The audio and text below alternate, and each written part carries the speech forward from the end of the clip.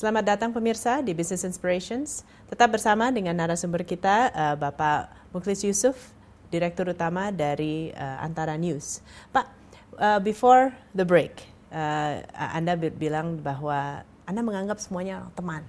Ya. Tentunya ada juga cara other ways to become a CEO, ya, yang lebih direktif, authoritarian, and everything like that. Why did you choose that way, the teman? Ada pengalaman sekitar 10 tahun yang lalu. Saya pernah memberhentikan sekitar 250 orang. Memberhentikan. Karena waktu itu industri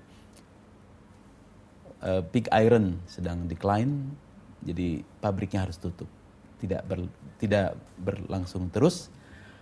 Memberhentikan dengan situasi banyak sekali, tentu saja tanggungan keluarga masing-masing. Saya terlanjur dekat dengan mereka. Tapi kemudian ketika saya mau mengatakan begini, hubungan kita memiliki dua dimensi personal dan dimensi profesional. Hubungan dimensi personal akan selama-lamanya, bahkan setelah kehidupan ini kita akan bertemu di kehidupan selanjutnya. Anda setuju? Yeah. Semua karyawan saya mengatakan setuju. Dimensi personal adalah sebuah komitmen antar saya dengan seluruh karyawan sebagai sahabat. Tapi ada dimensi profesional ketika sebuah perusahaan harus tutup. Pada saat itu saya harus mengatakan kita harus menyelesaikan urusan hubungan industrial ini. Dan saya sudah menyiapkan sebuah paket berdasarkan Undang-Undang Tenaga Kerja dan saya doubling waktu itu. Okay. Apakah Anda bisa menerima? Kita sebagai teman, Anda akan berada di mana nanti? 3 tahun yang akan datang, 6 bulan yang akan datang, 10 tahun yang akan datang, keep in touch. Semua karyawan menerima paket itu. Dan hari ini, mereka semua ketika mereka pindah, mereka naik pangkat, mereka promosi kemanapun mereka kasih kabar di mana mereka berada sampai hari ini. Jadi Mbak Cynthia, pola yang sama saya yakini karena saya memimpin ada 800 karyawan.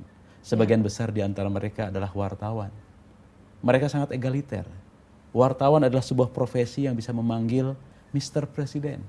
Mr. President, can I ask you question? Bapak Menteri, tidak.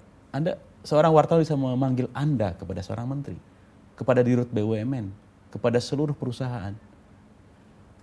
Profesi yang sangat egaliter, itu yang pertama. Yang kedua, profesi yang sangat mengedepankan bukan saja ilmu manajemen yang saya pelajari selama ini, tetapi juga seni dalam merangkai komunikasi. Saya selalu manggil kawan-kawan sebagai teman-teman saja. Karena itulah dunia yang mereka selama ini kenal. Meskipun dan Anda nggak ada masalah dipanggil teman oleh karyawan friend, Anda juga. Tak masalah. Bahkan mereka selalu kadang-kadang di antara mereka, karena saya juga mempersilahkan memanggil MY sebagai inisial, Mukhlis Yusuf sebagai inisial dan mereka panggil MY. Hai MY. MY, saya berbeda pendapat sama Anda. Fine.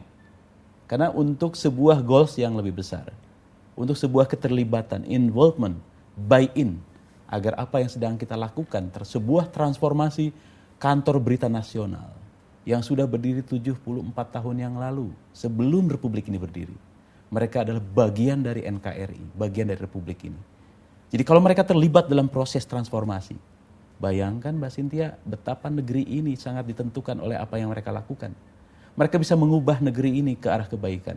Kalau semuanya bisa berlomba-lomba untuk menyiarkan informasi yang benar, yang mendidik, yang bisa menjadi wisdom masyarakat ini, menjadi wisdom bangsa ini. Can you imagine? Tadi saya tadi katakan, apakah kebetulan kita bertemu? Apakah kehidupan ini akan berhenti ketika kita pada titik tertentu harus berhenti sebagai seorang manusia? Kan tidak. Mereka juga bagian dari sebuah masyarakat baru di negeri ini yang menginginkan kontribusi, to contribute. Saya tanya satu-satu saat makan siang dengan mereka, apa yang Anda ingin tinggalkan dalam hidup ini? Sebuah kontribusi. Anda ingin dikenang sebagai apa? Wartawan biasa saja? Wartawan yang mediocre? Atau Anda ingin dikenang sebagaimana seperti Bapak Rosihan Anwar almarhum? 4 bulan yang lalu Pak Rosihan Anwar, 88 tahun. Seorang wartawan jurnalis yang luar biasa yang menyaksikan Republik ini berdiri. Yang menemani semua presiden. Jadi dari mulai Presiden Soekarno, Soeharto, kemudian Pak Habibie, sampai kemarin beliau meninggal bulan Februari. Dikenang. Ada sebuah prestasi luar biasa Mbak Cynthia, para pemirsa yang saya banggakan.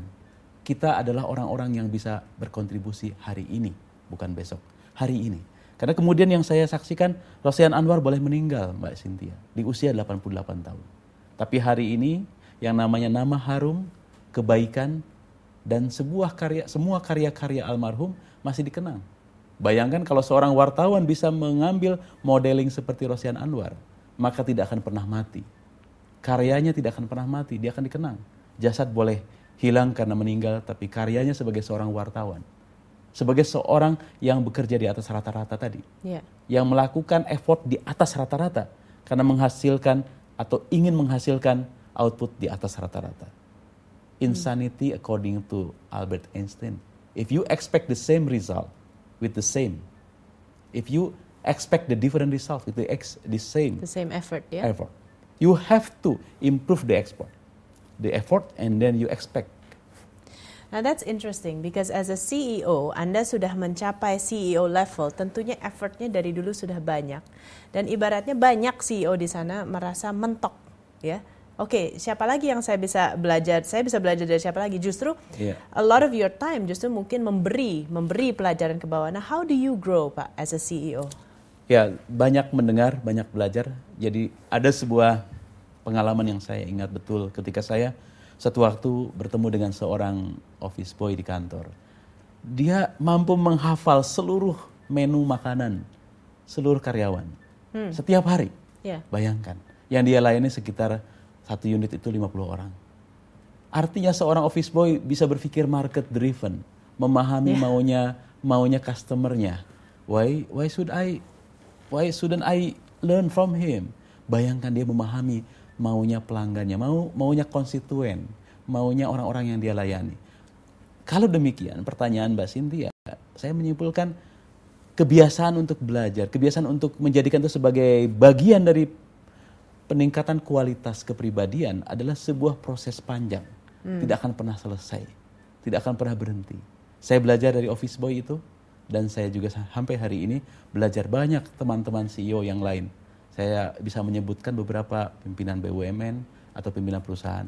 Seorang Rahmat Gobel, pimpinan Panasonic misalnya. Gobel adalah seorang teman yang sangat baik. Irfan Setiaputra dari PT Inti. Atau Zaim Ohrawi dari Balai Pustaka. So, Mbak Cynthia, life is learning process. Dan setiap hari kita mendapatkan pengalaman yang luar biasa. Do you think a lot of people have that mindset, Pak, as a CEO? Sebagai orang yang ingin selalu membuka network, seperti sekarang saya belajar dari Mbak Cynthia dan para pemirsa QTV, saya merasakan makin hari makin banyak orang seperti itu. That's good. Dan that's itu good, dalam paradigma manajemen tumbuh yang disebut dengan knowledge organization. Collective learning akan membuat organisasi semakin berdaya saing. Oke, good, thank you Pak. Dan pada saat kita kembali, kita juga akan terus berbincang-bincang sama Pak Mukhlis yang luar biasa. Saya udah gemeteran duduk di sini ya. Amin, sama-sama. Setelah yang satu ini, let's talk a little bit about CEO development and the role of coaching and the role of mentorship di dalam hidup seorang CEO. Thank you, dan kita ketemu lagi setelah yang satu ini.